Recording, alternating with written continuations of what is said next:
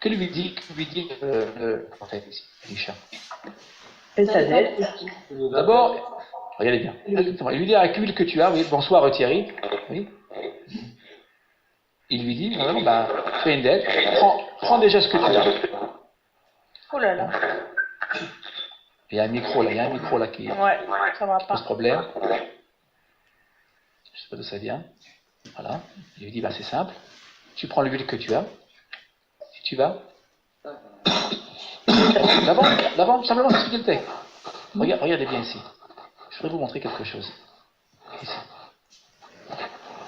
Qui aurait un dictionnaire sur les yeux? Et on fait un petit exercice là. Sander. Le sander, très bien. Quelle est la racine, Yvonne? De Neshichi. Je dirais Shim, Nun, Shim, Kaf. À première vue, hein? Nun, Shin, Shim, Kaf. Nun, Shin, Kaf, d'accord? Cherche la racine, Okay. Vous voyez, en attendant, on va attendre notre ami Yvonne cherche. C'est le travail que vous devez faire. Le texte là, en français, vous voyez, il nous dit une chose qui est juste, mais qui est très très réduite en réalité. Il y a quelque chose ici, là. Fort intéressant. Ouais. Que veut dire cette racine? Le texte ici nous dit dette. Vous voyez, c'est une dette. Ta dette. Voilà. Alors, on a les mots Nashar. Oui, Nashar. Que veut dire Nashar? Mordre. Mordre. Regardez bien. Voilà. Pourquoi mordre? Quel rapport avec le créancier? Il prend sa mort. Détruit la famille. Absolument. Le créancier est comparé dans le texte à un serpent. D'accord? C'est lui qui mord. D'accord? La morsure du créancier. Il y a aussi Nesher, que ça veut dire intérêt, usure. Absolument, vous le voyez? Absolument. Il y a un rapport, bien évidemment, vous voyez, entre les mots. D'accord? Ici, c'est très intéressant. Ici, Neshiri, ça veut dire ma morsure. Donc il lui dit, regardez ce qu'il va faire. Il va soigner, encore une fois. Il soigne, regardez bien, il soigne, en fait, cette femme, cette veuve, qui n'a plus rien, elle est sur le point de mourir, hein, de toute manière. Il lui dit bien, regardez bien, vous vivrez avec le surplus. Ici. Attention. Raïl, quand tu inverses les deux lettres, ça donne Nahash. Ah, les Nahash avec un het. Avec un het. Avec un het, Daniel. Mais c'est vrai que c'est pas loin. C'est une allitération qui est significative. C'est vrai, on pourrait le dire entre le het et le khaf, exactement. Tout à fait, on a tout à fait le droit de le faire. Tout à fait. Mais vous le voyez, la racine. C'est une allitération. Tout à fait. Ce qui est juste. Mais sans aller si loin, si vous prenez la racine, vous le voyez très bien que la racine est liée à la morsure. Le créancier est comparé à un serpent, vous voyez, et dont la morsure est mortelle. Est mortelle, ici. Vous voyez, le créancier, là, ne fait, il n'a aucune compassion. Il ne fait preuve d'aucune compassion à l'égard de cette veuve, ici. Donc, aucun droit social. Et bien, le prophète, là, vous voyez, il entre en action.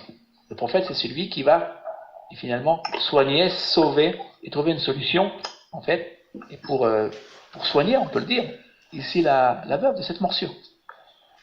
Il y a une autre signification qu'il dit, et que c'est être l'objet de l'usure. Oui, l'usure, tout à fait. D'autres textes. Absolument. Alors, il y aurait d'autres textes, on n'a pas le temps de le faire maintenant, dans le Lévitique, justement, on parle de cette morsure et du créancier, d'accord? Tout à fait. Donc, le créancier doit être, doit faire preuve de compassion et de miséricorde à l'égard de ceux qui ne peuvent pas rembourser immédiatement. Voilà. Et ça, dans le texte ici, le créancier, on l'a très bien vu, le créancier ici ne fait preuve d'aucune compassion. Et ici, donc c'est là où Elisha, en fait, entre en action, et on le voit, c'est un homme au grand cœur. En fait, il est là, il aide, et il va l'aider. Et regardez bien la fin du texte, c'est ce qui, pour nous, est intéressant aussi. Regardez bien. C'est écrit ici. Alors, c'est traduit par vous vivrez. C'est intéressant, alors que dans le texte, regardez bien, c'est pas ce qui est marqué dans le texte, hein, si vous regardez bien. Tu vivras ici. Vivras. Alors attention, si c'était tu vivras, vous voyez le table là, c'est un féminin. Il parle ici évidemment à la veuve, ici. Et si c'était tu vivras, on aurait eu logiquement un hé à la fin. Un hé à la fin. Comme en hébreu moderne. Crier.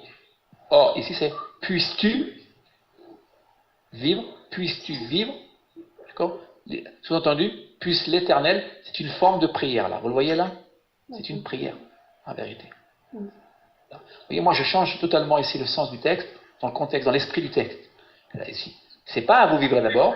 On aurait pu le traduire par tu vivras, mais tu vivras, c'était tu vivras. Je reviens sur la règle grammaticale. On aurait eu avec un à la fin, on aurait eu avec un quoique non. Non, on aurait un ré à la fin, ce serait elle. Donc là, on pourrait dire tu vivras. En fait, on pourrait le dire ici, c'est juste ici. Mais, moi je pense qu'il faut le comprendre ici comme une prière. Vous le voyez, même comme un serment. J'aimerais bien comme une prière. Et puisses-tu, en fait, grâce à l'Éternel, vivre avec ce qu'il te restera. Vous voyez, le bête qui est ici, c'est au moyen, d'accord, de l'huile qui te reste ici. Attention à ce mot-là. Ce mot-là, nous allons le retrouver, notar qui veut dire rester. Reste, absolument. Ce mot-là, vous le connaissez. Vous vous rappelez du nom. Quel est le nom du beau-père de Moïse? Yitro. J'ai trop de bénédictions. J'ai trop, c'est très bien. Fallait y penser. Raïm. Attends, un instant. Oui. Yitro, il a plusieurs noms. Hein. Il s'appelle aussi Yeter. C'est la racine du verbe, hein, c'est un verbe. Hein. Ici. Là, il est au Onifal. Onifal, vous voyez Onifal, ce qui se passe au Onifal, le Yud devient Vav. Très bien. D'accord. C'est vrai. L'idée, vous voyez, l'idée de reste, ça c'est l'abondance, c'est ce qu'on appelle la bénédiction. Bénédiction matérielle. Vous avez, en fait, beaucoup. D'accord. Voilà, vous en avez beaucoup, et cela vous permettra de vivre confortablement. Voilà. Raïm. Retenez bien ce mot, hein, on va le voir par la suite, hein, on va le retrouver. Ce que vous avez fait ressortir au niveau du Nifal ou de la prière sur cette phrase, vous vivrez avec le surplus, pour dire puissiez-vous vivre avec le reste. Est-ce que ça ne va pas dans le sens du fait que l'huile c'est tari ou l'huile a cessé de couler uniquement parce qu'ils auraient pu avoir plus d'abondance encore? Il aurait pu avoir, bien sûr, bien plus d'abondance. Là, on peut avoir plusieurs interprétations. On peut très bien penser que finalement, elle se suffira de l'huile qu'elle avait, d'accord, et que cette huile va se reproduire sans cesse. On n'en a pas la confirmation dans le texte, notre juste. Ou bien, le prophète restera encore auprès d'elle, d'accord. Le texte ne nous dit pas non plus, mais on peut très bien l'imaginer. Le texte ne dit pas tout, hein. À nous de remplir les blancs. Et absolument, il est possible que le prophète ait été toujours auprès d'elle, vous voyez, et qu'il ait finalement que ce soit un miracle, permanent. C'est possible aussi. Là tu vas un peu plus loin. On ne le sait pas. C'est simplement l'idée si c'est l'idée de prière, c'est comme si le prophète voyait que il y avait pas, elle aurait pu recevoir davantage, tu vois. Il connaît peut-être pas le montant de ce qu'elle devait comme dette. C'est pas important, à la limite. C'est pas important, mais c'est la notion de prière, puisses-tu vivre avec le reste. C'est-à-dire, le reste aurait pu être tellement abondant qu'elle pouvait être même une bénédiction. Mais là, c'est comme si le fait qu'il n'y avait plus de kidli, pour recevoir cette manne, les choses s'arrêtent et dit, peut-être, mais vraiment vivre avec ce qui va rester après avoir payé ta dette. Vous voyez, même en considérant la prière, quoi. Absolument, et même là, vous voyez, Thierry, là, ici, moi j'ai lu le texte, c'est même une idée de résurrection quelque part, même ici. Revivre. L'idée de prière, je ne vois pas dans ces mots-là. Je viens d'expliquer. C'est le verbe. Yvonne, tu n'as pas dû écouter ce que je viens de dire. Yvonne, il faut prêter l'attention, prêter l'oreille. Regarde bien ce que j'ai dit. Dans le contexte, parce que là on lit tout doucement, mais il faut lire tout le texte. Il faut le lire. Thierry, là, ici, dans le contexte, ici, moi c'est ce que je crois ici. C'est-à-dire, puisses-tu, en fait, vivre, puisses-tu, par la force de l'Éternel, vivre avec ce qu'il restera, avec le surplus. Vous Oui, ici.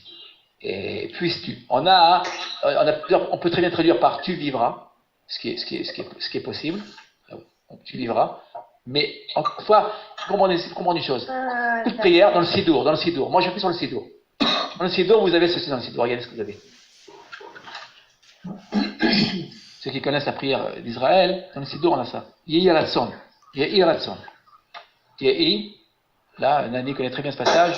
Yehi Ratson, vous avez ça. En volonté. Yehi, regardez bien. Yehi Ratson. Voilà. Yehi Ratson. La Ratson, c'est la volonté de l'Éternel. La volonté. Puisse, regardez bien, puisse, ça veut dire quoi? Puisse la volonté de l'Éternel, mais la suite. Vous voyez? Après, on rajoute ce qu'on, d'accord? Ce qu'on veut dans le domaine spirituel. On demande évidemment sur le plan spirituel, sur le plan matériel. Regardez comment on commence. Yehi. Yehi Ratson. On aurait pu dire Yehi. On n'a pas dit Yehi. On dit Yehi. On enlève ici. Ici. Bon. Ici. C'est ce qu'on appelle un justif. D'accord? La troisième, quatrième année de teacher. Ouais. Et voilà. C'est une règle. Ok. Alors, et encore une fois, on pourrait très bien traduire que la volonté, que la volonté soit faite, vous voyez, dans les cieux comme sur la terre, etc. Ça nous le retrouve dans nos textes. C'est une prière. Or, moi, quand je lis le texte ici, je ne peux pas ne pas penser à cette forme de prière. Ici, c'est une prière. N'oubliez pas qu'il s'agit d'un grand prophète et il l'a béni. Hein. C'est une bénédiction. Ces deux mots-là, regardez bien. On n'a pas besoin de beaucoup de mots. Hein. La bénédiction se fait avec deux mots. Hein. Baracha ve'atzlacha. Quand je vous dis baracha ve'atzlacha, d'accord, de la manière, c'est tichi banota. En fait, c'est à peu près la même chose. Ce que vous avez vous suffira finalement à réussir sur tous les plans. Et ça, il n'y a que l'Éternel qui peut le savoir. Bevakasha Raïm. Ce que je voyais également, c'est que ce miracle a développé dans cette femme une connexion avec l'Éternel, et puisses-tu continuer à avoir cette connexion. C'est ce que je voulais, ce que j'ai ressenti en tout cas avec le texte. Alors c'est très bien, c'est excellent. Vous voyez ce que vient de dire Martine. Martine dit très bien le texte. Regardez bien. C'est excellent, regardez bien. Voilà, J'allais venir, Martine me devance, c'était très bien. Voilà, regardez. Vous voyez ce qui est marqué ici, là? Homme de Dieu. Ish Elohim. Elohim. D'accord. Regardez bien. Et qui dit cela? La femme. La femme, c'est ce que vient de dire Martine. Regardez bien. Elle introduit, regardez bien. Ici. Elle le voit comme un homme du Seigneur. Tout à fait. Auparavant, dans le texte, on ne l'avait pas, ça. Ish Elohim.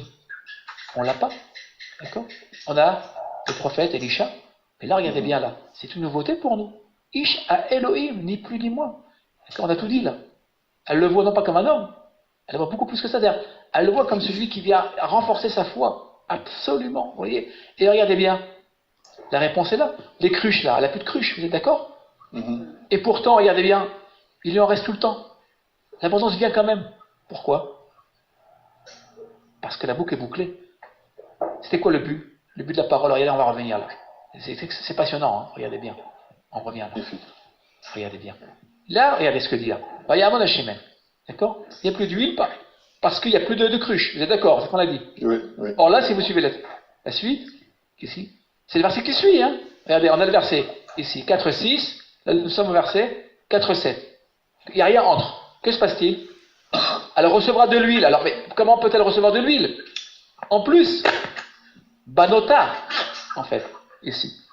Alors, il est marqué avec le surplus. Moi, on a l'impression, en tout cas, moi, c'est ce que je crois, qu'elle aura toujours de l'huile, en fait. C'est une huile qui va toujours. Ça nous rappelle l'histoire de Hanouka. Hein. Bientôt, on sera à Hanouka. Ici, l'huile qui ne suffisait que pour une journée, finalement, elle va suffire pour 8 jours. Ça vous rappelez. C'est le même ordre d'esprit ici. Que se passe-t-il?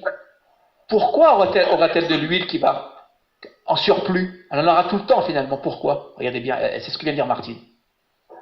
Regardez bien. Le but est atteint. Le prophète a atteint son but. Regardez bien. Elle le reconnaît comme Elohim. La foi est, vous voyez, à travers cette femme qui représente en fait l'ensemble d'Israël. C'est pas une simple veuve, d'accord? Alors, en fait, c'est une femme qui est démunie, mais à elle seule dans le texte. Pourquoi le texte me le rapporte? Parce qu'à elle seule, elle représente le collectif. Vous voyez? Et là, c'est ce qui, à mon avis, est fantastique dans le texte. Martin, c'est excellent, hein? Parce que Martin, vous voyez, il faut la lecture du texte. Sans aller très loin. La réponse est dans le texte. À vous de chercher. Elle reconnaît qu'il est Ish Elohim. C'est-à-dire la foi. Voilà. Le créateur du monde. Le créateur du monde. Que ce n'est pas n'importe quelle veuve, hein? Absolument. Oui. Ce n'est pas n'importe quelle veuve, c'est la veuve d'un prophète. Ok. Aussi, on peut le prétendre. Le prophète, non, dans le texte, d'un prophète, c'est pas le prophète. Oui, c'est prophète. Ok. Craignant Dieu. Il l'engage à être économe dans l'abondance quand même, puisque avec l'huile qu'elle va vendre, elle aura assez pour payer sa dette et elle aura du surplus. Avec ce surplus, il l'engage à pas faire n'importe quoi, puisqu'il lui dit vous vivrez avec le surplus. Très bien. Excellent, vous vivrez. Exactement, tout à fait. Absolument. Tout à fait. L'abondance, vous voyez, l'abondance, ce n'est pas faire n'importe quoi et avec cet argent, ce qu'on aura, c'est de vivre bien. En fait, c'est de trouver, comme on dit aujourd'hui, et on a les moyens qu'il nous faut au bon moment. Vous voyez, parfois il nous manque, et puis hop, l'argent nous vient, on ne sait pas toujours très bien. Ça, c'est le miracle de la vie, parfois. On ne comprend pas très bien, et ça nous suffit, vous voyez, à vivre de manière honorable. Mais Raïm, tu as traduit le verbe tiri, voilà la racine. Vous vivrez, alors que tu disais que c'était à la deuxième personne. Pourtant, c'est mis au vous vivrez au pluriel. Non, c'est ce que j'ai expliqué tout à l'heure, Christian. Le français, là, c'est le tu, c'est elle. Il est elle avec son fils. Sous-entendu, avec ton fils. Pourquoi elle est ici? Parce que le texte a commencé, je vous rappelle, pour revenir, faut revenir ici. Hein. Regardez bien. Il la tutoie tout le temps ici. Veillatakt. Vous le voyez ici? Oui. Voilà. Je reviens. Voilà. Il lui parle de manière. Quelle est l'idée là ici? Il y a un face-à-face. Hein. Le grand prophète, imaginez-vous, qui se met au niveau de la personne. Et il n'est pas très loin d'elle. Vous voyez, il est humble. Il vient vers la personne. Il descend vers les plus humbles. C'est Elisha. Rappelez-vous d'Eliaou. Je vous rappelle Eliaou. Quelle différence y a-t-il entre Elisha et Eliaou? Quelle différence? Rappelez-vous d'Eliaou. Que lui reproche l'Éternel? L'orgueil. Oui, mais c'est pas. De s'éloigner de. Très bien. Descendre. S'éloigner. Il va dans la grotte, se retirer. Et dans la grotte, vous voyez, il fait des remontrances au peuple. Mais l'Éternel lui dit, mais non. Tu fais des remontrances. Descends d'abord vers le peuple. D'abord, occupe-toi du peuple. Eliaou, si vous le voulez, c'est l'homme qui est l'homme céleste. Hein. C'est l'homme qui ne vit pas parmi les hommes en réalité. Il est très loin. Et Elisha, son disciple, c'est lui qui va finalement accomplir la mission d'une certaine manière, de son maître. D'ailleurs, comme vous le savez très bien, les miracles accomplis par Elisha sont les mêmes, on peut le dire, que ceux accomplis par son maître, par Eliaou. D'accord? Si ce n'est que Elisha ira beaucoup plus loin, d'accord? Et on va le voir à la fin du webinaire. Et ce qui se passe, c'est que Elisha est un homme proche. Il est proche, il n'est pas dans les cieux, vous voyez. Il n'est pas loin des hommes et des femmes. Voilà. Raïm, je cherchais le lien. C'est ça la double onction qu'il a reçue. Hein. Ok, on va venir Daniel. Patience, très très bien. Tout à fait. Juste pour terminer, Raïm, je cherchais le lien qu'il y a entre le comportement de cette veuve, la bénédiction et le créancier. Je vois ça dans l'attitude de la femme quand elle ferme sa porte avec ses enfants. On peut revenir sur ce verset? Bien sûr. Juste avant. Il dit, à ton retour, tu fermeras la porte sur toi et sur tes fils, tu rempliras. Donc c'est comme s'il se dit, tu te coupes à ce qui va arriver, du reste, tu te fermes, vous vous protégez, et ensuite, je sais pas, donc on se coupe de l'extérieur, parce que les enfants sont justement sujets à être pris en esclaves. Donc, en se protégeant de cette façon du créancier, donc de celui qui veut les mordre, ils reçoivent la bénédiction. Et c'est pour ça que je me disais le vous, le tu, parce que on part au départ en disant cette famille est bénie, tous ceux qui sont dans ce cocon familial. Le tu, Christian, si je peux me permettre. Le tu ici, c'est d'abord évidemment la veuve, c'est toute sa famille. Oui. C'est elle qui conduit la famille. Rappelez-vous. D'accord. Le Shiratayam, le cantique de la mère. Rappelez-vous. Az Yashir Moshe, Ouvnei Israël. Oui, parce que on a un singulier. C'est un singulier générique en vérité, collectif. Parce que moi, cette notion de fermer la porte sur toi et tes enfants, je me dis, on aurait pu dire simplement, tu rempliras des vases, etc. Mais là, on donne un détail qui est important. Alors, excellent. Christian, alors là, je ne veux pas en parler, mais bon, parce que tu en parles. Vous voyez le mot délette? Quand vous voyez un mot qui revient, vous vous rappelez toujours j'y reviens. Quand il y a un mot qui revient de manière récurrente, vous devez vous dire, il y a quelque chose là. Vous voyez, il apparaît 2 fois là. Oui. Pourquoi? Quelle est l'idée? Le mot délette, une porte. Pourquoi la porte? Quel rapport? Il ne faut pas lire en français, il faut lire en hébreu. La racine de délette, que veut dire délette? Pauvre. Pauvre, démuni. Oui. L'être du pauvre, absolument. Absolument, ça veut dire pauvre. Ça veut dire ferme la porte, ça veut dire quoi ferme la porte? Oublie La pauvreté. le pauvre. Oh là, c'est magnifique. Oublie, ferme, d'accord? Ferme, d'accord? Oublie que tu es une femme pauvre. Ferme la porte derrière toi et ouvre une nouvelle porte. En français, on dit ouvrez une nouvelle page, d'accord? C'est ça l'idée. Vous le voyez? À mon avis, le texte, il est génial. Vous le voyez? Tu ne dis pas tout, Raïm. Hein. Il faut vraiment y aller. Parce que j'attends vos questions, vos réflexions. Heureusement qu'on les pose. Et vous me permettez d'ouvrir la porte, si je puis dire. Vous voyez? D'accord. Exact. Plus que 3 heures pour tout expliquer. Hein. Vous voyez, c'est passionnant. On prend le temps, voilà, et vous voyez, regardez bien. Chaque miracle. Vous n'avez pas perdu le goût d'huile, Raïm. 3-4 versets. Hein. Mais je rebondis là-dessus. Alors, la pauvreté Comment? liée à la. Je rebondis là. Alors, la pauvreté est liée à la pauvreté d'esprit. Et maintenant, ce qu'il va donner, c'est la richesse, l'abondance de l'esprit. Excellent. Et qui va conduire, regardez bien, à la foi. Physique, voilà. D'ailleurs, autre jeu de mots, il y a un jeu de mots là. Alors, c'est très personnel, hein, ce que je vous donne, hein, des lettres. Je n'ai pas vu ailleurs, mais regardez bien. Notre racine là. Regardez bien cette racine-là. À mon avis, c'est vraiment fantastique. Et on prend du plaisir à étudier. Vraiment, j'ai vraiment du plaisir à être avec vous. C'est pareil. Regardez bien. Délit. Que veut dire délit même en hébreu? C'est un substantif. C'est un substantif. Qui veut dire un seau d'eau. L'idlot en hébreu, l'idlot, c'est la racine, dalet, ça veut dire puiser de l'eau. Vous voyez? Ici, alors, évidemment, là on parle d'huile, et vous voyez ce qui se passe ici? Ferme la porte, donc oublie ton destin, oublie ton fatalisme, il n'y a pas de fatalisme. Ici. Et, d'une certaine manière, pour aller puiser cette abondance ici, et qui va évidemment de l'huile et non pas de l'eau, c'est dans l'ordre de l'esprit, vous voyez, d'aller puiser. C'est la même racine. Ici, l'idée de pauvreté, et en même temps, et l'idée de. Mais on y est encore. C'est d'épuiser. C'est magnifique. Raïm, pour compléter tes propos, on peut revenir au verset qui suit, verset 7. Oui. Très bien. J'avais quelque chose à dire. On va aller se coucher très tard, au très bonne heure. C'est pas grave. Non, c'est bon. On ne toucherait pas que voilà que. Dites ce que vous avez à dire. Tu as parlé de fermer la porte, mais aussi Dieu, même dans le désert pour accompagner, Dieu a toujours dit d'aller de l'avant et de surtout jamais regarder en arrière, comme on a parlé donc là, ça va très bien aussi. Vous voyez, les choses se mettent en place. Oui. Tout à fait. Alors, juste un petit clin d'œil à Raïm. Oui. Mon écran s'est éteint. Qu'est-ce qui se passe? Rouvre ton écran, voilà. Sur le mot Thierry, il manque pas une lettre? Parce que je vois, il y a Raï là-dedans. Raï, la vie. Non, parce que, voilà. Ici, on a la racine. La racine du verbe. Le verbe, c'est le verbe vivant. La racine. Voilà la racine. Oui. C'est la médiune. Alors je sais très bien que généralement beaucoup d'enseignants vous diront c'est un ici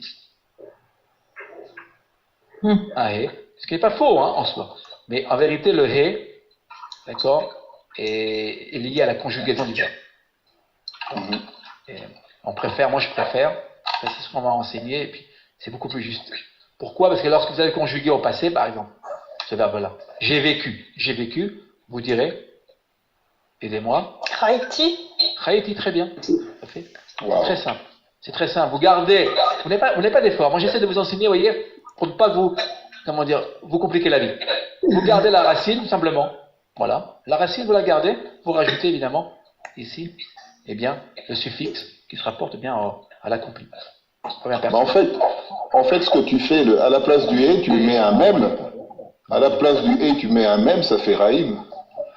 Bon, oui, on continue. Oui, évidemment, voilà. Alors vous allez, tu te rapproches la question, vous allez voir quel rapport entre Chaim, avoir le rapport là. Entre Chaim, vous voyez, Chaim et les... Ouais. Merci Raïm. C'est sur ta parole que nous recevons les bénédictions. Chaim, le hé ou le dernier hé ou le dernier yud doit tomber normalement, non? Non, là c'est parce que c'est la conjugaison là. Là, ce yud qui... C'est le féminin, le deuxième yud. Excellent. Là c'est le féminin. Tout à fait. Vous voyez, exactement.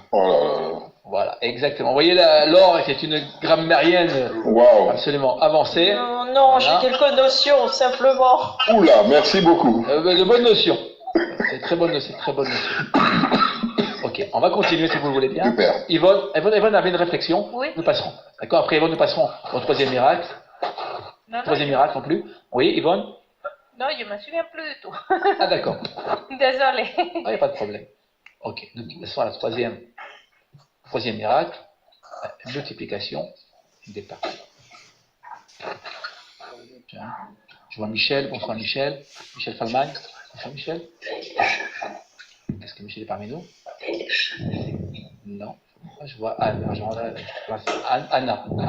Anna Favard, bonsoir Anna. Bonsoir, je suis incapable de lire en hébreu, je suis désolée. Pas grave, en français, on va lire en français. Je suis capable.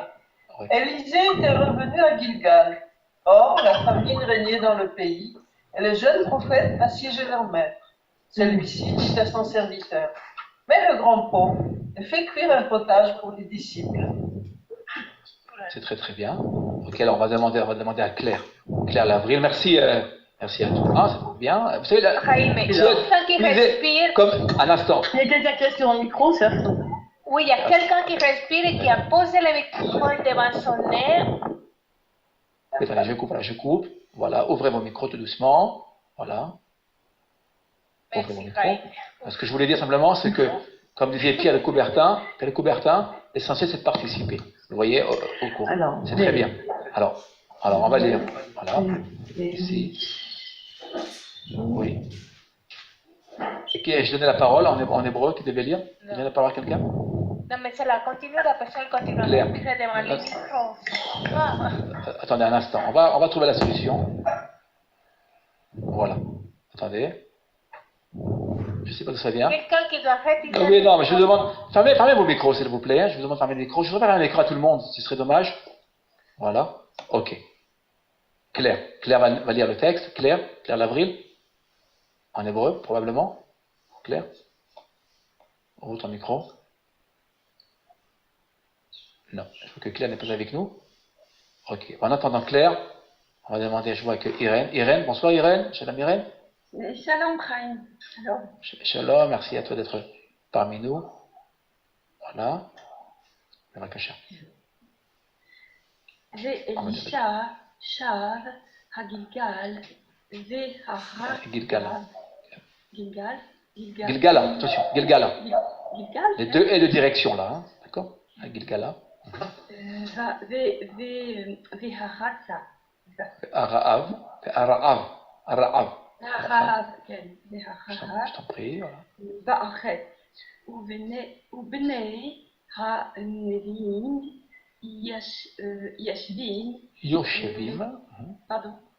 Yoshevim. Vous m'excusez, je vous reprends. Et c'est vrai que j'essaie, on va essayer d'être puriste. On se le doit, on fait de l'hébreu biblique, voilà. Puis on apprend ensemble. Donc, Yoshevim, voilà. Vous avez ici un cholam. Vous voyez le cholam? Ici, là, où je mets le curseur. C'est une voyelle longue. Après, une voyelle longue, le sheva est un sheva mobile. Et Yoshevim, très bien. On va cacher, excuse-moi, Irène. Voilà. Lefanav. Vayomer lenahacho shifot ha-sir ha-gilgal. Agedola. Ah, pardon,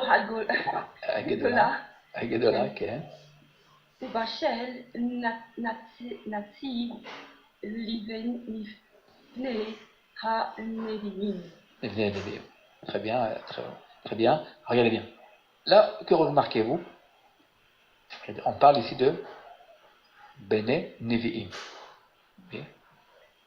Ici. Les fils des prophètes. Alors, absolument. Ici, alors, ça veut dire exactement les disciples. C'était des disciples. C'est les gens d'école, non? Oui, c'est absolument. C'était des écoles de prophètes. On revient à notre juge prophète de Samuel. C'est lui qui a institué cela, d'accord? Et on le voit très très bien. Voilà un exemple classique d'une école. Il avait une école. Elisha, d'accord? Il y avait beaucoup d'écoles qui fleurissaient. Et Elisha, eh bien, il avait des disciples, beaucoup de disciples autour de lui qui s'asseyaient autour de lui, il enseignait la parole de l'Éternel. Ici, donc, vous voyez ici, donc c'est une des écoles de prophètes ici. Que font-ils? Ils s'assoient. Quand on s'assoit devant le maître, c'est pour étudier. Ils ont traduit par assiéger ici. Vous voyez? Alors, il y a plusieurs sens, évidemment. Alors, il y a le sens d'étudier. En général, c'est étudier. D'accord? Et là, attention, dans le texte ici, que s'est-il passé? Vous voyez, ils l'entourent. J'ai l'impression qu'ils viennent l'entourer. Vous voyez, ils viennent le bloquer. Oui, il y a la famine. Ils sont désespérés. D'accord? Ici. Il n'y a plus rien à manger. Il n'y a plus rien. Très bien. Très bien. Que va faire Elisha? Il cherche une direction. Tout à fait. Alors, on va le voir. On va demander à Jean-Claude. Jean-Claude Osé. Jean-Claude. Oui, excuse-moi, tu peux venir juste dans le texte avant. C'est juste une question de grammaire. Oui. Quand tu prononces dans la troisième ligne, le deuxième mot, Vayomer Lenaho, est-ce que tu prononces le O? Il y a l'accent là? Parce que c'est le possessif, non? Oui, ici on a le possessif. L'accent, je ne sais pas où est l'accent. Je ne sais pas. Pour te répondre, d'accord, je ne voudrais pas te dire qu'en faire une erreur. Il faudra reprendre le texte original que je n'ai pas sous les yeux. Donc je ne sais pas là. Je ne pourrais pas te répondre. Il faudra aller voir ici. Il faudra aller voir le texte original. D'accord, si vous avez une Bible, on ne le fera pas maintenant. On n'a pas trop le temps de le faire. Non, mais je sais que le possessif, c'est là où on met l'accent, non? Non, pas forcément, non. Pas forcément. Comment tu prononcerais, Raïm? Les Naharo. Oui, parce que les Naharo. Les Naharo. Mais comme je n'ai pas ici le texte dans sa version originale, c'est-à-dire je n'ai pas les signes de cantillation. D'accord? Je ne voudrais pas dire une chose qui ne serait pas juste, il faudrait ouvrir le texte. On regardera dans le Sépharim. Absolument, d'accord, je vous laisse le faire. D'accord, on n'a pas trop le temps, Yvonne, ici. C'est pas, voilà, c'est pas trop important pour notre étude maintenant, mais c'est vrai, il faut étudier dans l'absolu, on devrait logiquement mettre tous les accents, d'accord, voilà. Alors moi je n'aimais pas pour faciliter notre étude, d'accord, sinon on aurait, vous voyez, trop de... ça va doubler l'heure. Ça va doubler le temps. On aurait trop de travail, sinon, d'accord? Oui. Voilà. Pour l'instant, on s'arrête, vous voyez, au sens du texte. Et quand il le faut, j'introduis les taramim, les taramé amikra. Quand il le faut, on l'a fait il y a 15 jours, on va rappeler avec Eliaou. On va continuer ici, si vous le voulez bien. J'ai demandé à Jean-Claude. Est-ce que Jean-Claude est disponible? Jean-Claude? Vous m'entendez, Raïm? Oui, très très bien, Jean-Claude. Très très bien. Shalom. Voilà. Attends, j'agrandis l'image. Un instant, voilà. Avant que tu ne lises, je voudrais d'abord m'excuser, d'accord, auprès de celles et de ceux qui ne liront pas ce soir. Et d'accord, je tiens à m'excuser. Voilà, par avance, on ne peut pas tous lire. Et ceux qui veulent vraiment lire, il n'y a pas de problème. Vous pouvez lever la main et je vous ferai lire avec grand plaisir. Voilà. Vous avez un petit bouton, vous pouvez lever la main sur le site. Les vacachages. Je lis en hébreu. En hébreu, bien évidemment. Alors, Vayetse, Erad, El, Asade, Lenaket, Orot. Très bien. Rapproche-toi du micro. Excuse-moi, Jean-Claude. Rapproche-toi du micro qu'on puisse t'entendre mieux. Vayim. Ah, c'est mieux. Vayim ça. Yimsa, vous m'entendez là? Oui, très bien. Vayim ça, Gefel, Sade, Vayilaket, Mimenu, Pekaot, Pakuot, Sade, Melo,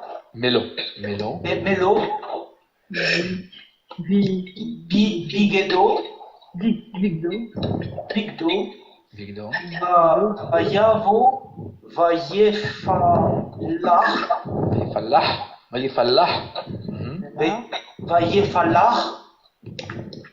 El Sir,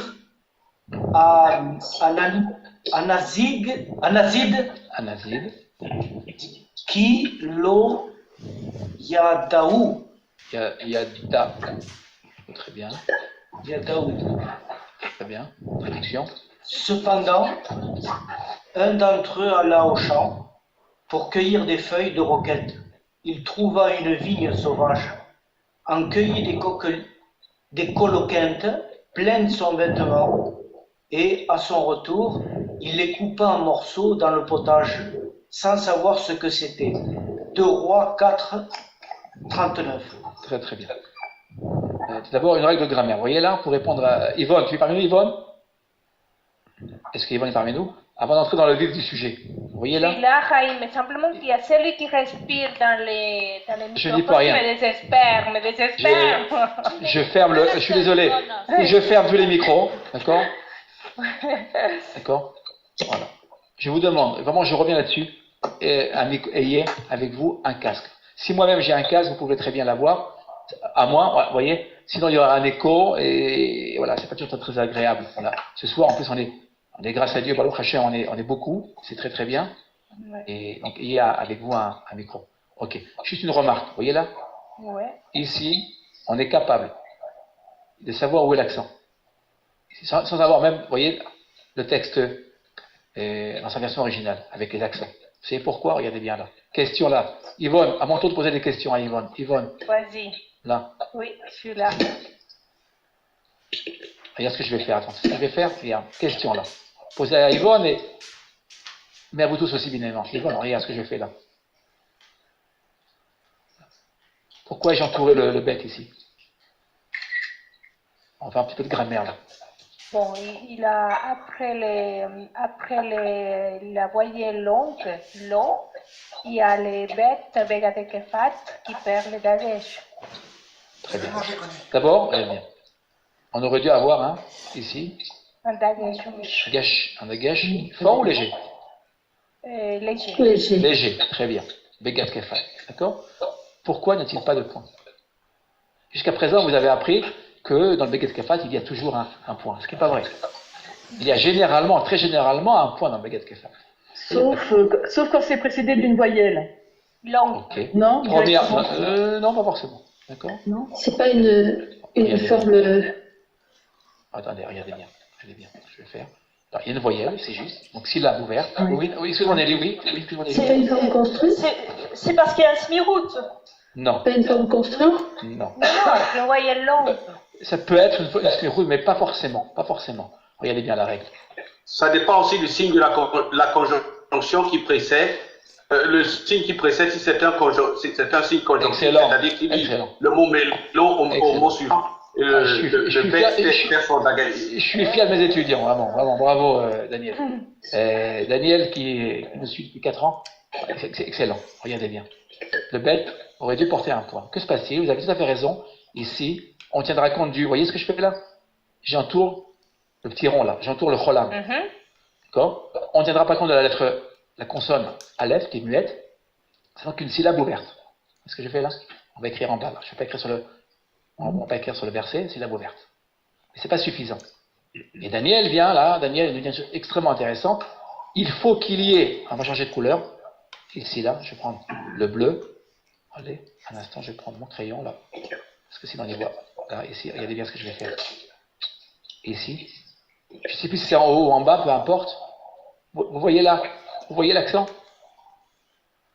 Ah oui. D'accord. Allez chercher, j'ai plus souvenance. Mais ce que je sais par contre, c'est que l'accent tonique, qu'il soit en haut ou en bas, je ne sais plus très bien, il est forcément sur la dernière syllabe de mélo. Il n'est pas sûr ici.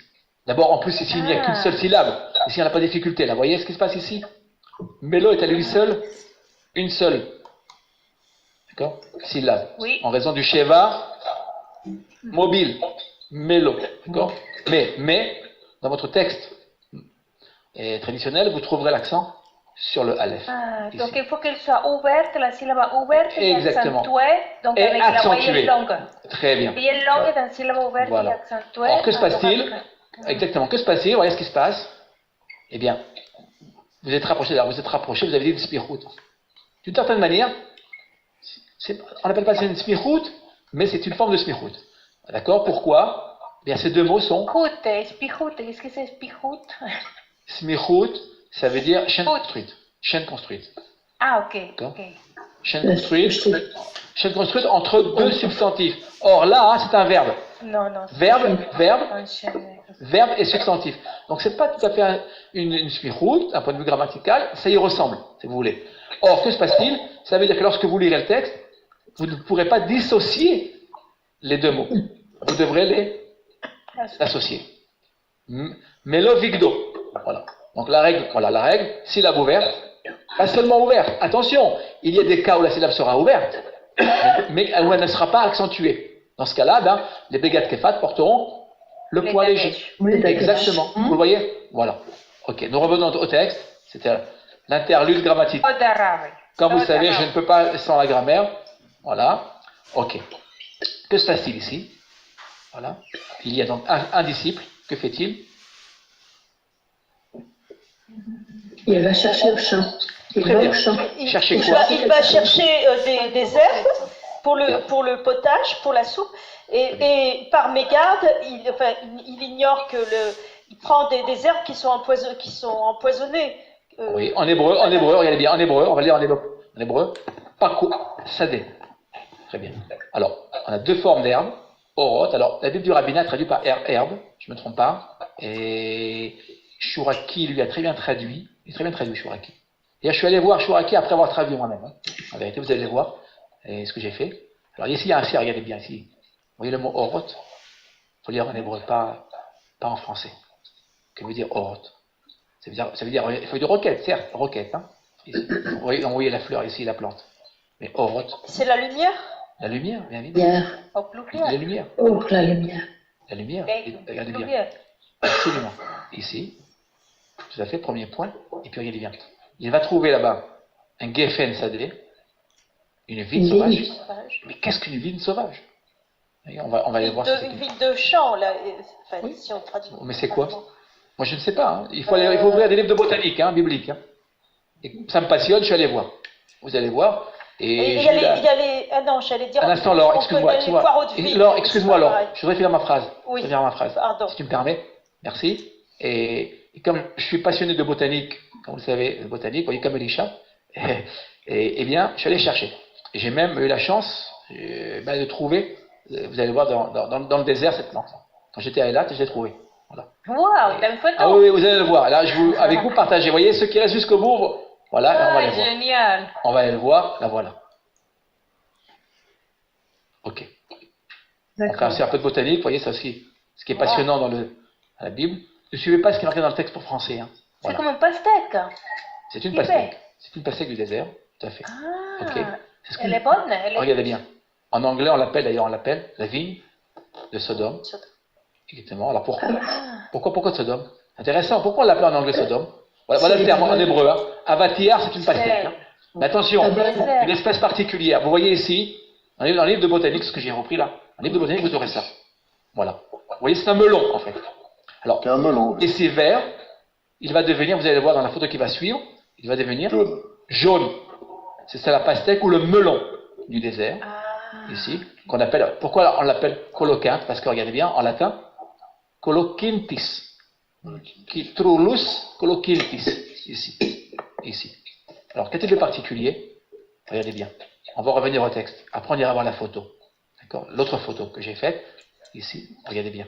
Que s'est-il passé? Il a ramassé, il a cueilli des colocants. C'est-à-dire, vous voyez, cette pastèque, qui est riche en eau, ici, évidemment. Et que s'est-il passé? Regardez bien. Il l'a mis dans le potage. Potage. Vous Vous vous rappelez de la suite? C'était très mauvais. C'était très mauvais. C'est devenu un poison, il y a la mort. Exactement, on va le lire. Et après, vous allez voir, on va remonter, d'accord, aux photos. Vous savez quoi? On va voir les photos. Regardez bien. Mais moi, je ne comprends pas, parce Attendez, que la coloquinte, je crois que c'est mauvais, c'est peut-être un poison, mais pas la pastèque. Laure, un instant, je répondrai à ta question. Ouais.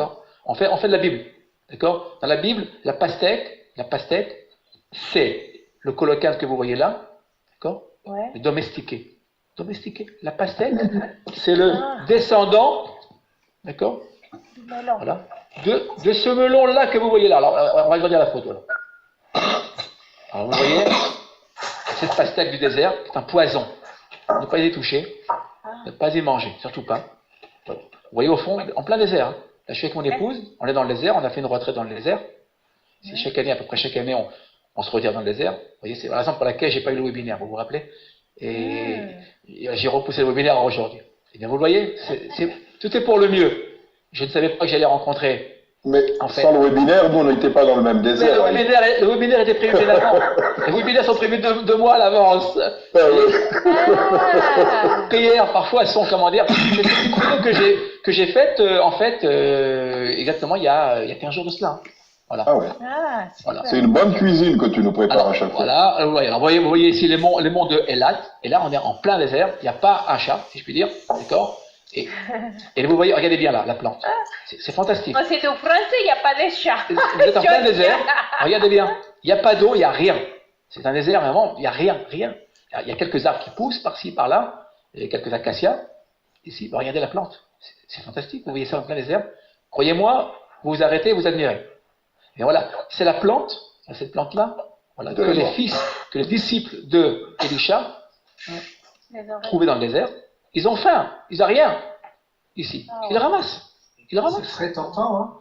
Ah oui, c'est tentant, mais croyez-moi. Il y a de l'eau dedans. Croyez-moi, quand on ne sait pas, et c'est un risque. Hein, c'est un risque. C'est un risque. C'est la raison pour laquelle certains commentateurs, certains traducteurs vont traduire même par champignons. Ils vont traduire, en fait, au lieu de dire coloquin, en français, vous traduisez champignon. Champignon venimeux, d'accord? En fait, ça n'a rien à voir. La bonne traduction, c'est bien coloquin. Vous le voyez ici. Et ça colle très bien avec la réalité. Même le contexte, même, on le voit très bien ici. Alors cette plante-là pousse dans le désert, et dans le désert, voilà, de Elat. Vraiment, c'est vraiment un poison. C'est un poison. On en meurt. D'accord? On en meurt. La littérature botanique vous le dira. Que je suis allé chercher évidemment, je recherche. Et voilà. Et c'est ce qui s'est passé là. Vous voyez là? Ici. Voilà. Ici, on va demander, je vois, on va demander, il y en a qui n'ont pas beaucoup lu. Mais le mot c'est coloquin en hébreu. Comment? Oui. Je croyais avoir vu un P et non un K. Non, en hébreu, non, c'est pas quote. C'est un bulbe. Ça veut dire pas un bulbe. Pourquoi il s'écrit en hébreu en 2 mots? Parce que c'est 2 mots, c'est une famille. Excusez-moi, c'est la famille, d'accord? C'est traduit du chant. Du chant, c'est la famille du chant. C'est un. Comment dire? Pour nous dire qu'il est. Quand vous trouvez le mot chant, regardez, je vais revenir ici. Quand vous trouvez le mot chant, ça veut dire quoi? Qu'il est sauvage. D'accord. Et on est encore en hébreu moderne. Oui. La pastèque que nous avons aujourd'hui, que nous mangeons aujourd'hui, c'est une pastèque, on dira avatiar. On ne dira pas avatiar chassadé. Avatiar. C'est en fait la pastèque que nous mangeons aujourd'hui, même le melon. Bien.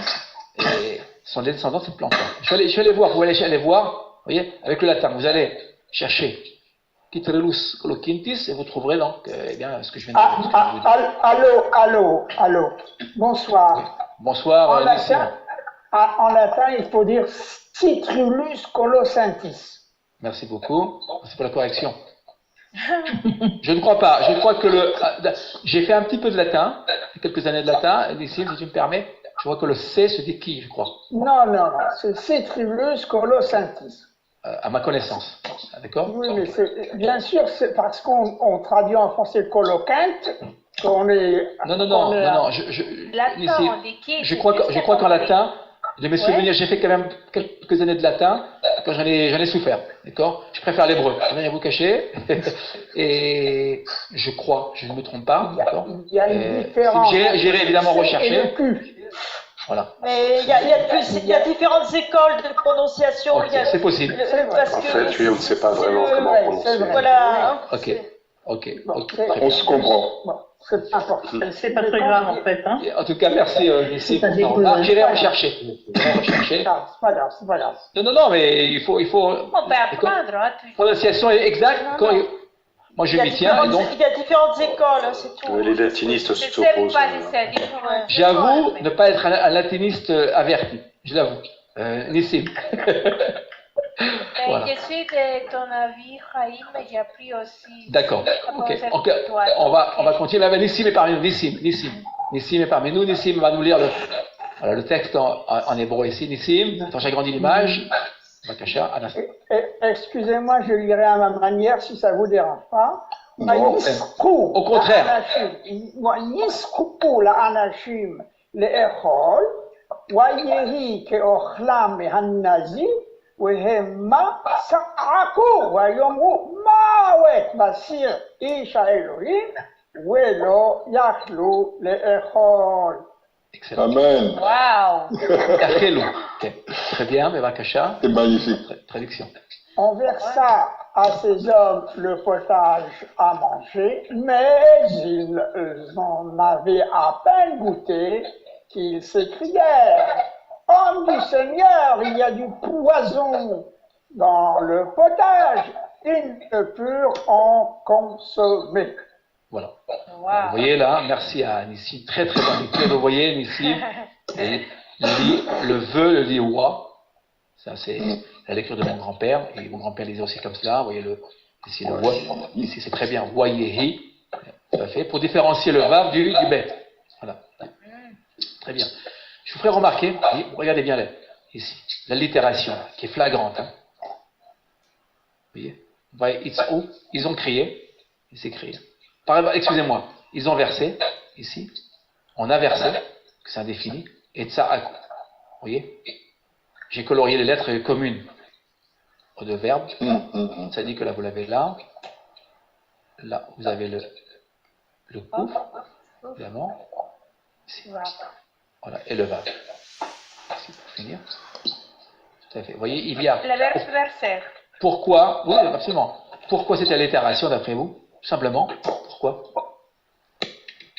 Pour montrer le rapport direct entre le fait d'avoir versé et le cri. Absolument. Et le cri. Absolument, le fait d'avoir versé hein, et le cri. Vous voyez, il y a un rapport direct, nous le comprenons très très bien. Évidemment, parce qu'ils ont mis donc ils ont mis de coloquin dans le potage. Nazid. Vous savez le mot nazid, c'est le fameux plat de rappelez-vous de Jacob. Avec Esav. Nazid Adashim. Voilà, plat de lentilles. Tout à fait. Nous retrouvons là-haut. Ici. Non, pas, évidemment. Que fait cet Eliaou? Bien, merci à l'ami Norbert. On va demander à Thierry. Thierry, bonsoir Thierry. Bonsoir Alain. Bonsoir, merci à toi d'être parmi nous. J'ai grandi l'image. Je vais lire en français. Hein. En français. Alors tu lis en français et Frédéric, notre ami Frédéric, lira le texte en hébreu. Il dit qu'on m'apporte de la farine. Il la jeta dans le pot et dit: verse à tout ce monde et qu'on mange. Toutes choses nuisibles avaient disparu. C'est un miracle. Absolument. Très merci à toi, Frédéric, cher Frédéric. Vaomer ukirhu kemar vayashlech el asir vaomer tzak taham ve'ochelu velo aya davar ra basir. Bien. On vient de le lire. Vous voyez ici, vous voyez le mot kemar? C'est masculin, kemar, la farine? Oui, c'est masculin. Tout à fait. Kemar, qui nous renvoie, vous voyez bien, il y a aussi ici une allitération avec le mot melach. Kemar. Hein, vous l'avez remarqué? Oui, oui. Et le sel. Kémar et le sel. Vous voyez, on est dans le même ordre d'idée ici. Et le même verbe. Hein. Vayashler, il a jeté. Lancé, jeté, ici dans le pot. Et comment on écrit Meler, Malach? Meler, le roi? Non, trop joli. Meler, on l'écrit avec un kaf. Ah, un kaf, d'accord. Un kaf final. Et ça, c'est le roi, mais Melach, le sel, c'est avec Ré. Oui, d'accord. Mais il n'y a pas de lien entre sel et roi? Aucun rapport. Aucun rapport. Aucun rapport. A priori, aucun rapport. Ok. Donc, ici, vous voyez le miracle. Et encore une fois, on retrouve dans ce miracle-là ce qu'on a déjà vu auparavant. Donc, rien de bien particulier. Il renouvelle. Alors, vous voyez le kémar ici. Oui. Ce qu'il faut savoir, je reviens ici à notre diapo. C'est un point de botanique. Ici. La graine qui se trouve n'est pas du poison. C'est pas du poison. La graine, intéressant, si vous cherchez, je vais chercher un livre scientifique, vous verrez que la graine, elle, n'est pas empoisonnée. Il est possible, c'est encore un commentaire qu'on peut faire, personnel encore une fois, d'accord. Et il était spécialiste, vous voyez, de toutes ces graines, de toutes ces plantes, Elisha. Il est possible qu'il était avec lui pour soigner le contrepoison. C'est-à-dire, il se servi de ces graines, il en a fait la farine. C'est un point de vue, d'accord. C'est pas forcément de la farine de blé ici, hein, pas forcément. Ça peut l'être, mais pas forcément. Il est possible. Vous voyez pourquoi? Prenez le Bélar. Regardez bien, prenez le sel. Le sel vient d'où? De la mer. La mer, d'accord, de l'eau. Donc, que se passe-t-il? Vous avez rendu le sel à l'eau, et donc il a adouci. Là, c'est la même chose. Vous voyez le rapport, c'est une forme de parallélisme. Ici, au niveau de l'idée. Hein. Ce qui manquait. Il aurait donc retiré les graines. C'est un commentaire personnel, encore une fois, d'accord, libre à vous d'opter ou pas, d'accord. Il aurait très bien pu retirer ces graines. C'est ce que j'ai découvert en allant chercher, en fait, dans les livres, d'accord, se rapportant justement à cette plante-là. Donc, il aurait très bien pu et puis transformer en farine pour soigner. Il y aurait des propriétés médicales dans les graines de cette plante. Comme vous le savez, si vous prenez par exemple le maladie de cœur, il y a une plante, je crois que c'est la digitaline, non, c'est ça? Digitale. Absolument digitale. On dit digitaline en hébreu. Ok. Digitale en français, c'est une plante, c'est un poison. D'accord? C'est un poison. Or, on en fait en médicament pour soigner les problèmes de cœur. Voilà, tout à fait. Vous avez la plante, vous avez la vinca. Ceux qui connaissent la vinca, d'accord? Oui. Qui est aussi une plante, un poison. On s'en sert pour soigner les leucémies. Voilà, aussi. Vous voyez, et donc, la plante contient finalement qui est elle-même en poison, elle contient elle-même, en fait, le remède. Ouais. On fait beaucoup c'est la raison pour laquelle on fait beaucoup de médicaments avec les venin de serpent. Hein. Oui, bien sûr. Tout à fait. C'est la raison pour laquelle, je pense, ça c'est un point de vue personnel, d'accord, que le kémar que vous verrez là, c'est pas le kémar, vous voyez, probablement, encore une fois, c'est pas nécessairement la farine de blé ou d'orge. Vous allez le rencontrer après. C'est l'idée de la substance moulue, peut-être. Oui, kémar. Le fait que ce soit moulu.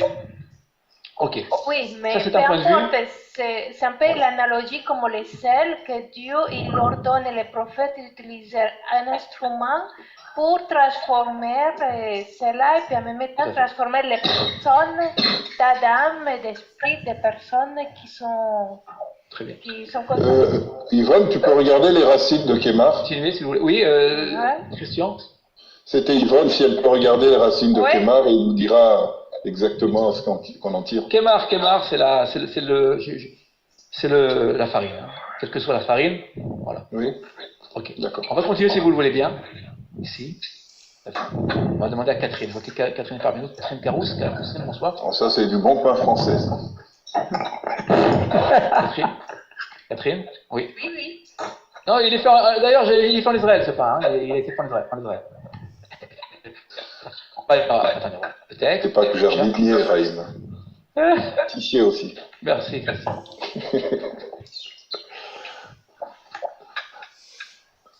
Le voyage en Israël sera magnifique. Confirmer Christian que Catherine, attendez, je voudrais que Catherine lise le texte. Il n'y a pas autrement. Oui. Je voudrais que le continue. Oui. Je voudrais voilà, qu'on arrive au bout de notre étude, si vous voulez bien. Catherine? Non. Veish, Veish.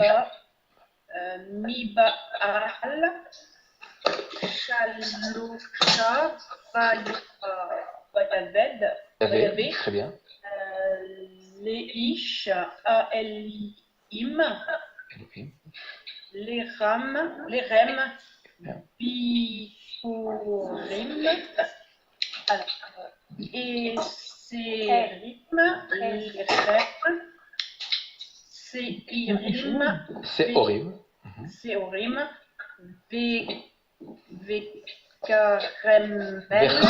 Becharmel. Alors, Tikelonu, Vayomer, Tan, Leam,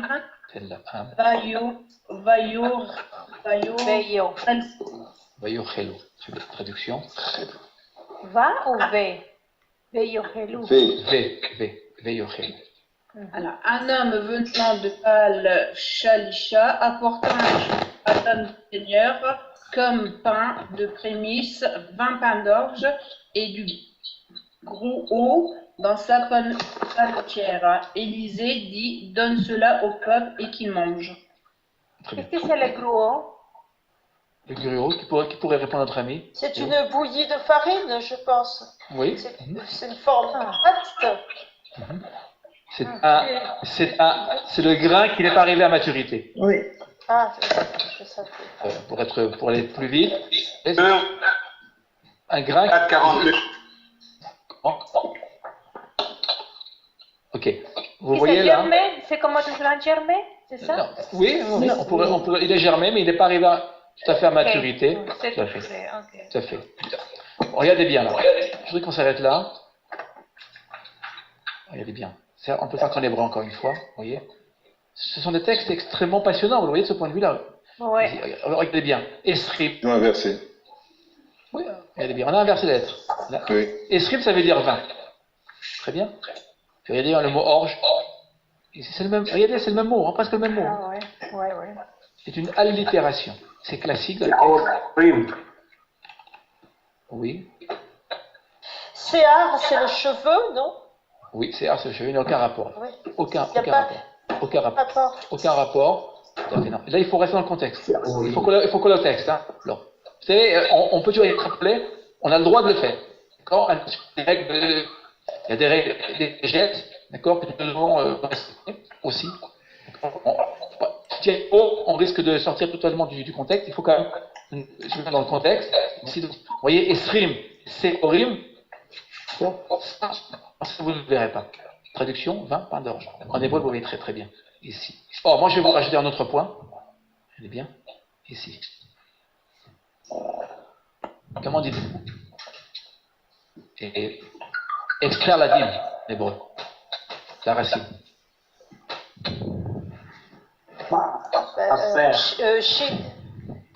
Shin Resh. Oh, Manhattan est là. Manhattan. Manhattan. Shalom. C'est le cours ce soir pour toi, Manhattan. Je suis là, il y a 30 minutes que je suis là. Hein. Eh oui, mais on vous a manqué. Eh oui, ça c'est d'atterrir. Exactement. Vous rajoutez là. Magnifique. Vous voyez là?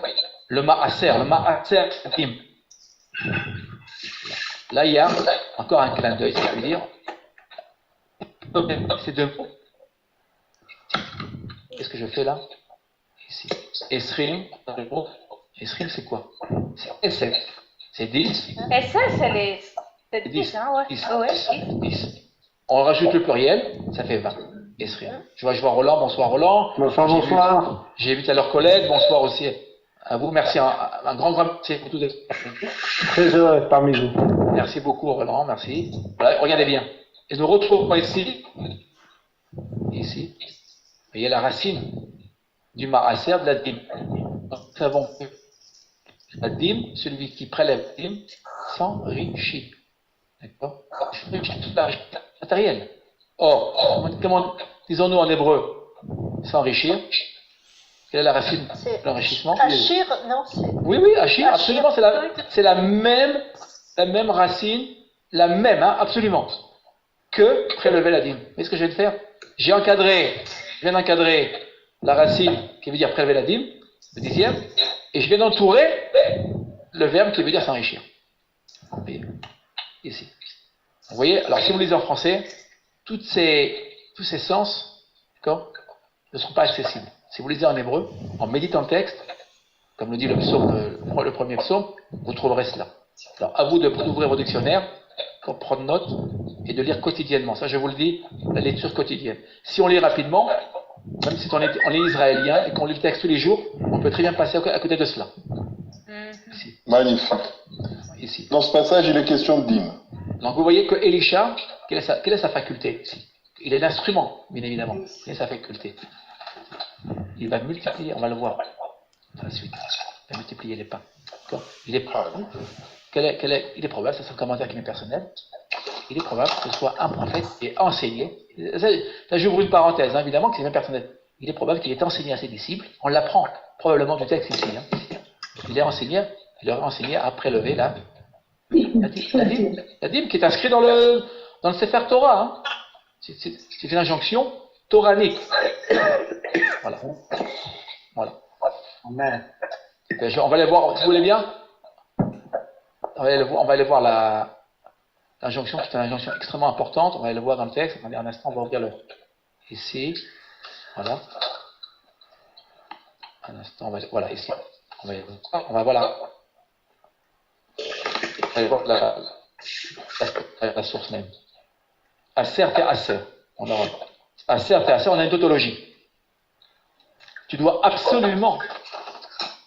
Voilà, on n'a qu'une référence. Vous la voyez, elle est ici. La voilà.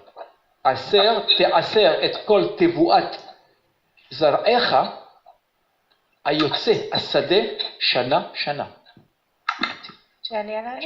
Tu prélèves, regardez bien là, il y a même une erreur ici, je puis dire dans le texte ici. Tu te dois ici de prélever. Tu dois prélever. Tu dois vraiment prélever la dîme du produit de ta semence. Tes voix, c'est le produit de ta semence, c'est Zara, voilà, de qui te vient annuellement. Ici. Chaque ici. Aser et Aser. Vous voyez la racine ici du prélèvement que vous avez retrouvé dans le terme Esrim, 20, ici, le nombre, Esrim, et les pains d'orge. Voilà. C'est le même. Bon, on va les isoler là. Voilà. Donc, référence à retenir. Deutéronome 14, 22.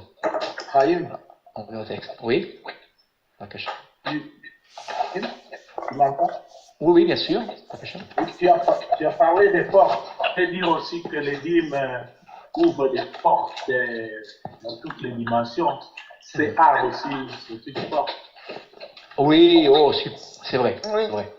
Super. Vous voyez, alors là, c'est vraiment un commentaire dans le contexte d'un texte biblique, c'est vraiment celui-ci.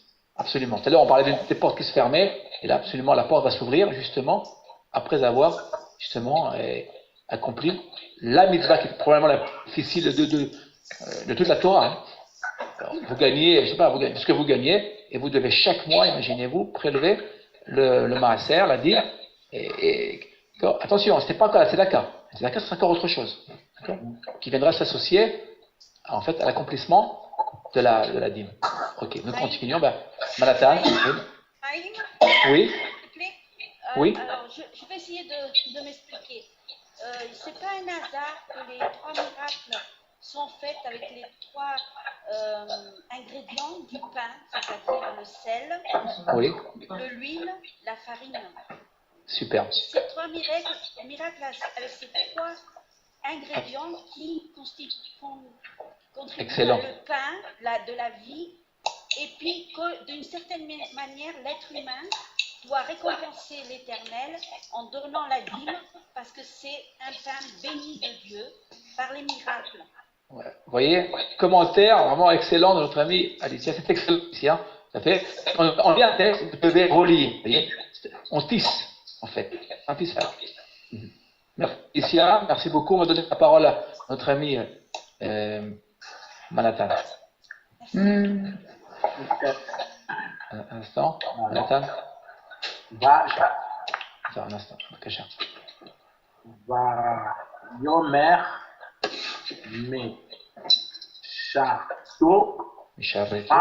Meshareto Ma Ten Ze Ne Mea Ish Yomer Ten Laham Ve Yochelu Ki Ko Amar Kicho.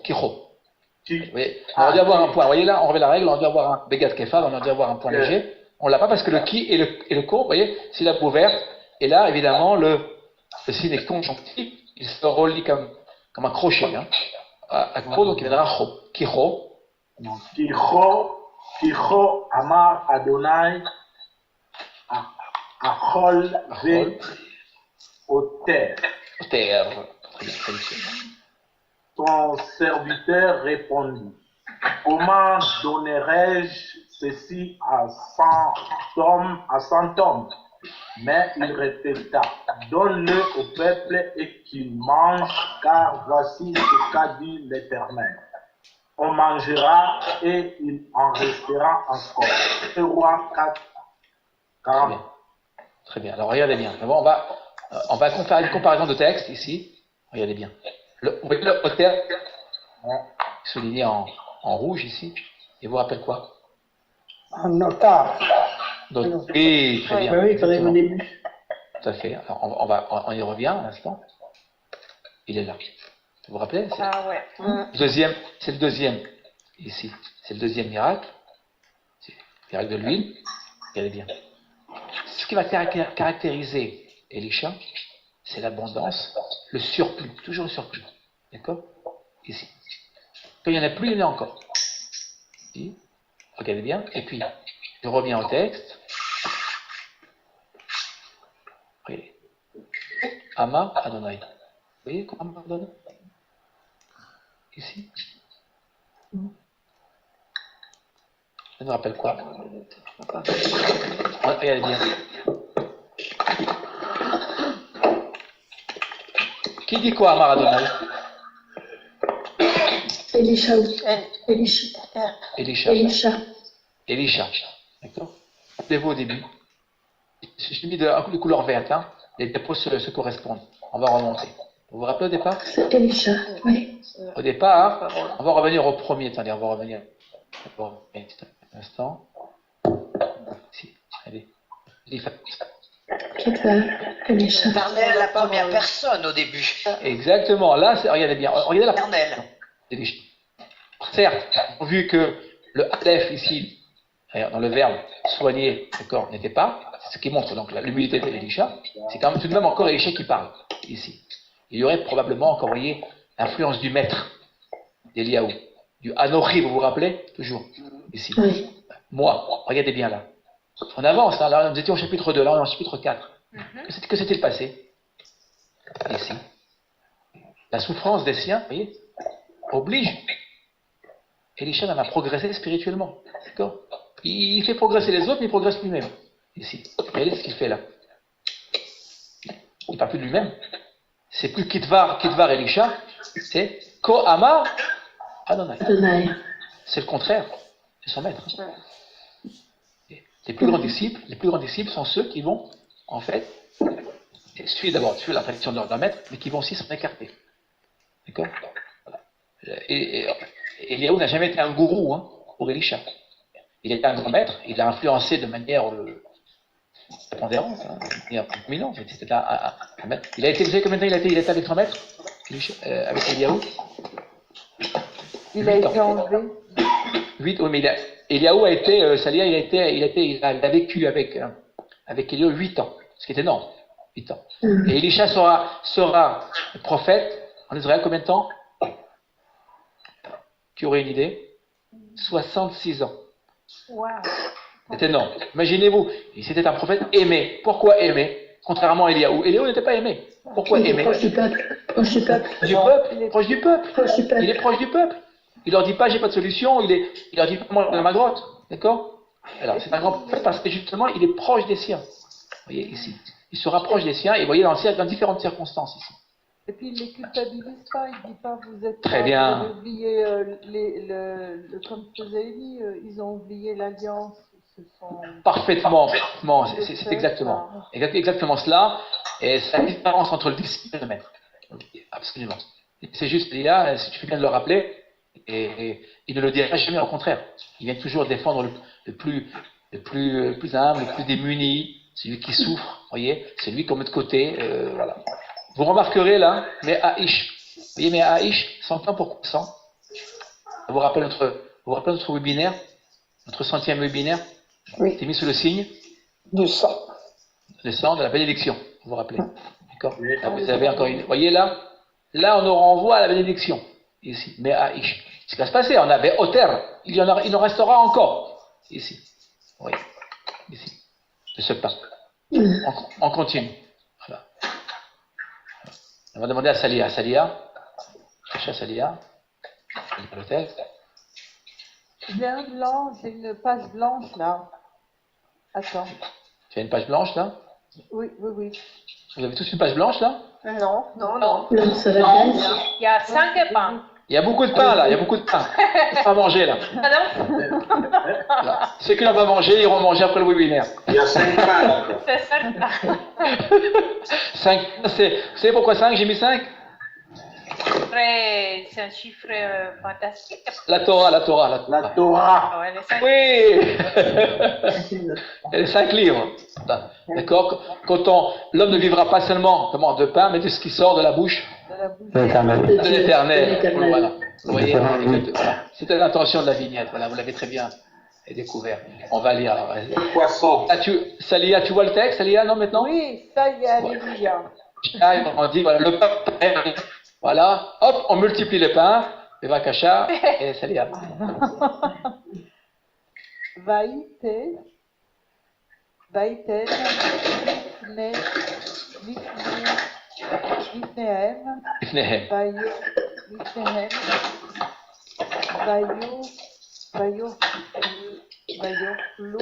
Yochelu, très bien.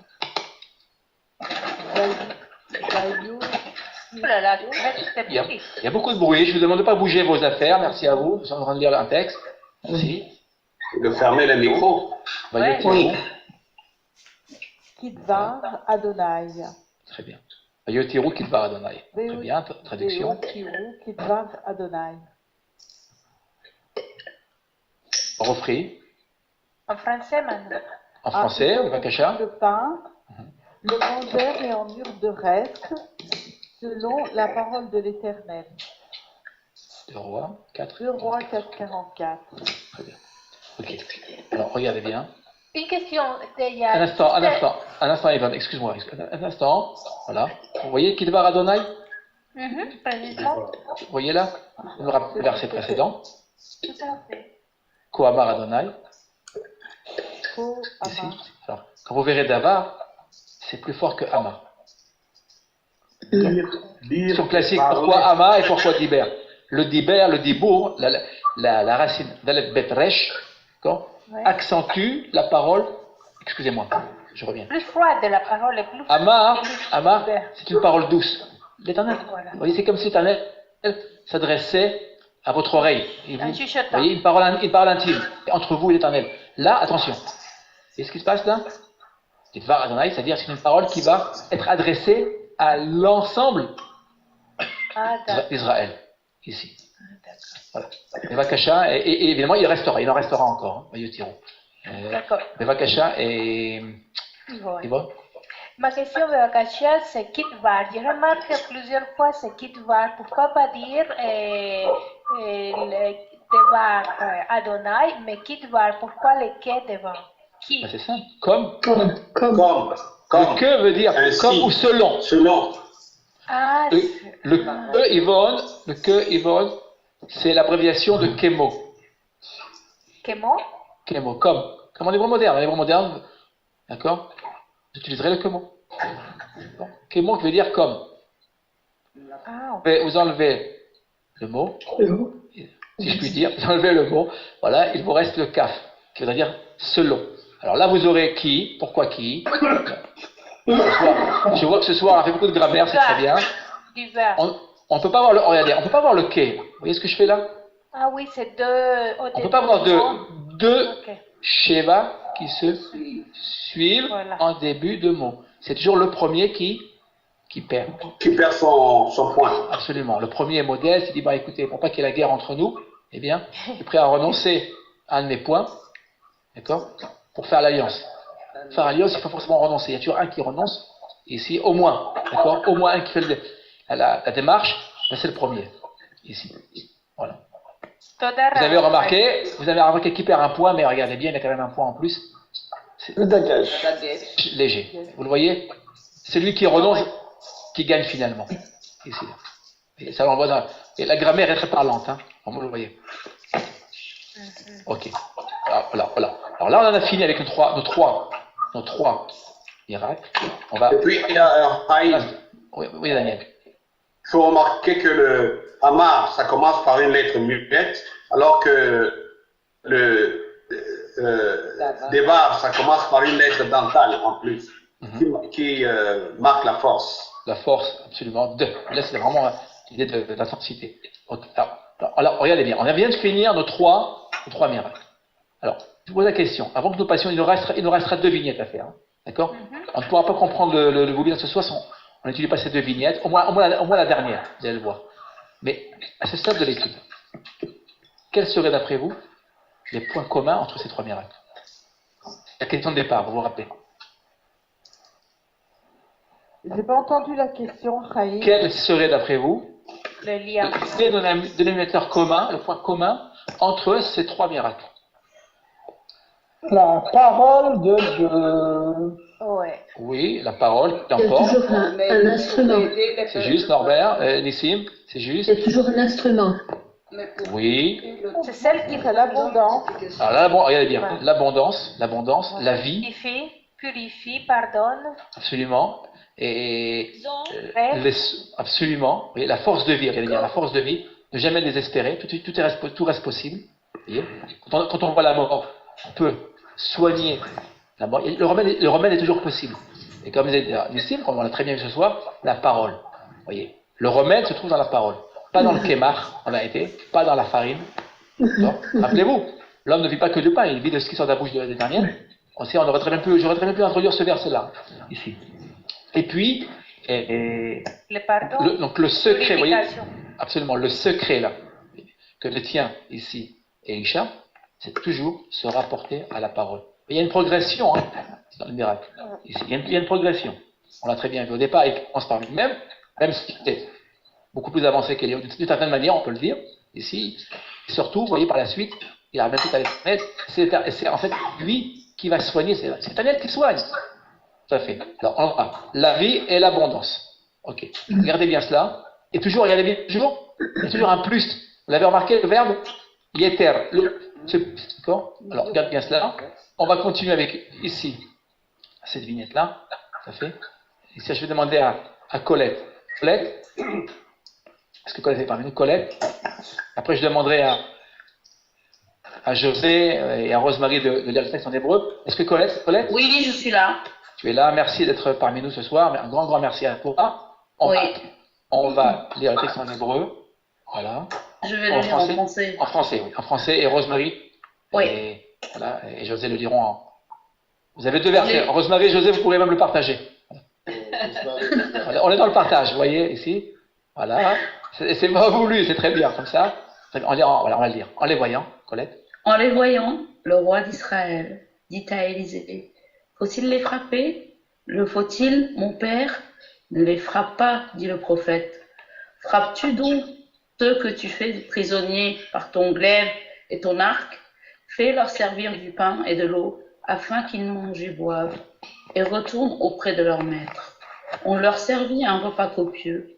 Après avoir mangé et bu, ils furent congédiés et rejoignirent leur maître. Les bandes syriennes renoncèrent alors à leur incursion dans le pays d'Israël. 2 Rois 6, 21-23. Merci Colette. Traduction, version originale. Voilà, Je vais prendre mon curseur pour qu'on puisse suivre.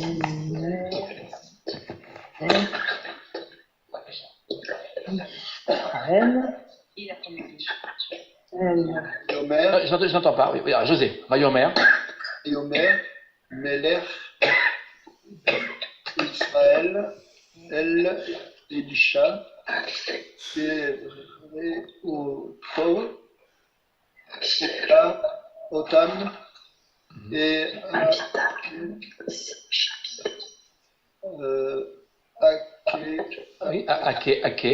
Ake, Adik,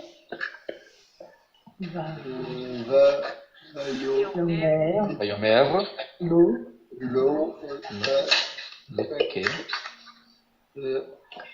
Asher,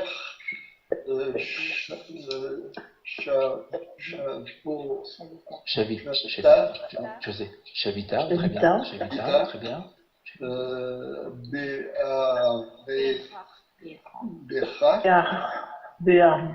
Beharbecha.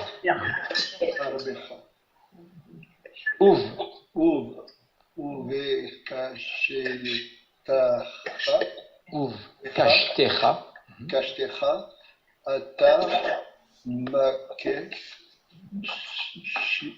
Sim, très bien. Lechem, pardon. Je t'en prie. Vamaim. Lechem Vamaim, vous voyez, c'est ici Adiandis, ici sont deux mots qui sont liés. Oui. Ici, Livnehem. Vayochlu, Veishto, Vayelchu, El, Azonehem, Vayirche, Lachem, Kera, Yezola, Vayochlu, Vaishto, Vayeshalechem, Vayelecho, Adonehem, El Adonehem, Yasfu, Velo Yasefu, Od, Gezude, Aram, Lavo et Eretz Israël. Parfait. Ok. Je sais que c'est long ici. Je ne pouvais pas. Merci, très bonne lecture. Vous voyez, c'est très bien. Vous voyez, on lit en famille. C'est ce que je fais. C'est ce que je fais moi. Vous voyez, ce que vient de faire Rosemary avec José, c'est ce que je fais chez moi avec mon épouse et avec mes enfants. Mon épouse dit un passouk, quand je dis un passouk, je dis un verset. Vous voyez, c'est très très bien. Super. Ah oui, c'est super. C'est la lecture, c'est le lien, en fait, vous voyez. Il y a la paix, comme cela, il y a shalom, baït. Exactement. Oui, voilà, c'est très bien. Alors, regardez bien, là. Ce texte-là qui est tiré, on est très loin, là, on avance dans le texte. Vous voyez, on est plus au chapitre 5, au chapitre 6. De quoi s'agit-il, là? Ici, il y a une guerre. Ici, avec le roi de Syrie. Les ennemis. Hadad. Oui, je t'en prie, oui, Daniel. Là, en fait, ce sont les Syriens qui ont été aveuglés et ramenés dans la capitale. Ils sont faits prisonniers, en fait. Là. Le roi, il s'appelle Ben Hadad. C'est le roi Ben Hadad. Ça fait cruel. Ça fait. Et que se passe-t-il? Le roi d'Israël va l'emporter. Et il fait beaucoup de prisonniers. Il y a une question qui se pose. Il y a une question morale là. N'oubliez pas notre titre. Hein. Élisée, le grand personnage, voilà, qui va s'attacher à la morale, à l'homme, à l'individu, quel qu'il soit. Vous pourriez dire, mais on pourrait très bien dire, oui, mais Élisha s'est occupé des siens, c'était ses propres disciples, c'était Israël. Regardez bien. Et il y a une note universelle et extrêmement moderne. Là, vraiment, c'est un point qui m'a, à mon avis, extrêmement important dans notre étude de ce soir. Que se passe-t-il? Le roi d'Israël l'emporte. Il fait, on va regarder la page. Il fait de nombreux prisonniers. Des prisonniers. Oui. Vous voyez? Dans le camp syrien. Que fait le roi? Regardez bien le roi. Il va voir le prophète pour lui demander conseil. Il demande quoi? Quelle est finalement la question du roi ici? Comment il doit les traiter? Oui. C'est-à-dire que, naturel, il a un dilemme, le roi. Les frapper. Il pense, logiquement, le droit de guerre, à cette époque, il n'y en a pas. D'accord? Prisonniers, qu'est-ce qu'on fait des prisonniers généralement? Esclaves. On les tue. On les vend? On les vend? On les vend ou on les tue. d'accord, on les tue. D'accord. Et logiquement, dans le contexte, vous lisez le contexte, d'accord, là, il est long, le texte. Hein. Si vous lisez, logiquement, il aurait dû les tuer. D'accord. D'ailleurs, la réponse, vous savez que par la réponse d'Eliaou, on comprend l'intention que fut celle du roi d'Israël. Donc, il lui dit qu'il ne frappera pas, dans le sens de tuer. Déjà, ce qui est grave, c'est que le roi même, il se pose la question de s'il devait ou pas. Ce qui montre, Yvonne, la grandeur d'Elisha. Il est conseiller, c'est un conseiller aussi politique. Ne l'oubliez pas.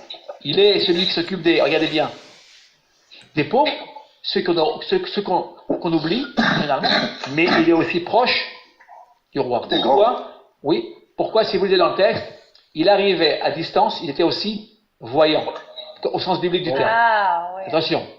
Biblique du terme, je dis bien, d'accord? Pas de magie, attention.